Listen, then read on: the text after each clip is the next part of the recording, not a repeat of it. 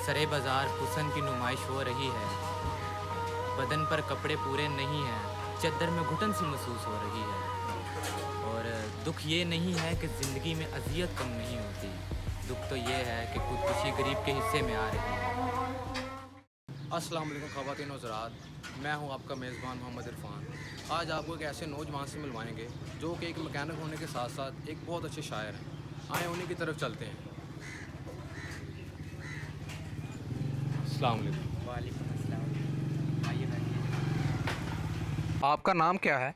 जी, मेरा नाम मोहम्मद राशिद है। आपका तल्लुक़ किस शहर से है? जी, मेरा ताल्लुक़ लाहौर से है। आपको ये शायरी का शौक़ कहाँ से पड़ा? शेर व शायरी की वजह शौक़ है या कुछ और? जब इंसान अपने जज्बात ज़ाहिर ना कर पाए और उसको सुनने के लिए कोई ना हो, तो फिर उसको शायरी का सहारा लेना पड़ता है। मेरे साथ भी कुछ ऐसा ही हुआ। मुझे अपने जज्बात ज़ाहिर करने के लिए शायरी का सहारा लेना पड़ा। आशिक़ हैं कि नाकाम आशिक़ हैं आप? जी, मैं ना नाकाम आशिक़ हूँ और ना ही मैं आशिक़ हूँ। मैकेनिक से शायर कैसे बने, हमारी ऑडियंस को बताएं आप। जी, इसके अंदर मेरे उस्ताज़ा का बहुत ही अच्छा रोल अदा है। उन्होंने मुझे बहुत ही इस काम के लिए सपोर्ट किया कि उन्होंने मेरी शायरी को बहुत ही सराहा। तो उन्होंने मुझे आगे बढ़ने की कॉन्फिडेंस दी। उन्होंने मुझे पीछे सपोर्ट किया कि आप बहुत अच्छा लिखते हैं। तो ऐसे ही मेरे अंदर जुस्तजू पैदा होती रही, तो ऐसे ही मैं आगे लिखता गया। ये शेर व शायरी आपके ज़हन में खुद उतरती है या आप कुछ सोच के खुद लिखते हैं? ये लोगों के उतरते हुए चेहरे और चलते हुए कदम बहुत कुछ बयान करते हैं, और बस ऐसे ही दिमाग में उतर आती है। और फिर मैं ऐसे ही अपनी तन्हाई में अकेले तन्हा बैठ के बहुत सी बातें लिखता हूँ। ये शायरी खुद करते हैं, किसी की चोरी करते हैं? जी नहीं, ये मेरी खुद की है। मैं चोरी तो नहीं करता, ये मेरे खुद के जज्बात हैं जो मैं अकेला अपनी तन्हाई में बैठ के लिखता हूँ। ठीक, कुछ शेर व शायरी हमारी ऑडियंस को आप सुनाएं।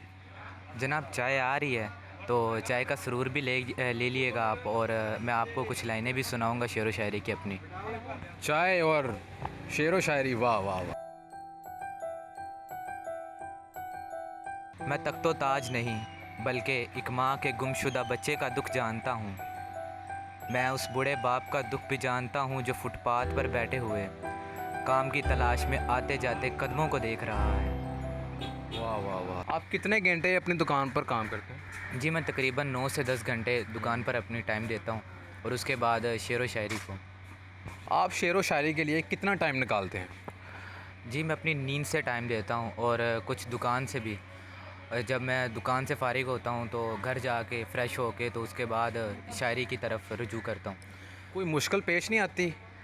असल में मेरे उस्ताज़ा इकराम मुझे सपोर्ट करते हैं, उनकी वजह से मुझे इतनी मुश्किल नहीं है। बहरहाल मुझे सपोर्ट बहुत ज़्यादा की जा रही है, इस वजह से मुझे कोई मुश्किल दरपेश नहीं आ रही।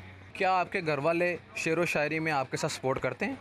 जी, मेरे घर वाले भी मुझे सपोर्ट करते हैं। उसके बाद मेरे दोस्त भी हैं और रिश्तेदार भी मुझे बहुत सपोर्ट करते हैं और मेरी लाइनों को भी सराहते हैं, और बहुत अच्छी दाद भी मिलती है अगर मैं कहीं सुनाऊँ भी तो। आखिर में हमारी ऑडियंस को कुछ सुनाना चाहेंगे आप? जी ज़रूर। सुनिएगा कि एक रिवायत कब से चलती आ रही है, दो पल की मोहब्बत सबको बर्बाद करती आ रही है। आया हूँ परदेस गुर्बत के तंग हालात में, बैठूँ जो तन्हा तो घर की याद आ रही है। थकार के सोऊं तो नींद नहीं आती, लिखूं जो अल्फाज तो जंजीर बनती जा रही है। सरे बाज़ार हुस्न की नुमाइश हो रही है, बदन पर कपड़े पूरे नहीं हैं, चद्दर में घुटन सी महसूस हो रही है। और दुख ये नहीं है कि ज़िंदगी में अज़ियत कम नहीं होती, दुख तो ये है कि खुदकुशी गरीब के हिस्से में आ रही है। और लास्ट में मैं आप सबसे रिक्वेस्ट करना चाहता हूँ कि भाई की गज़ल शायर जो भी है आपने कमेंट में लाजमी बताना है हमें, और इस चैनल को लाइक सब्सक्राइब लाजमी कीजिएगा। शुक्रिया।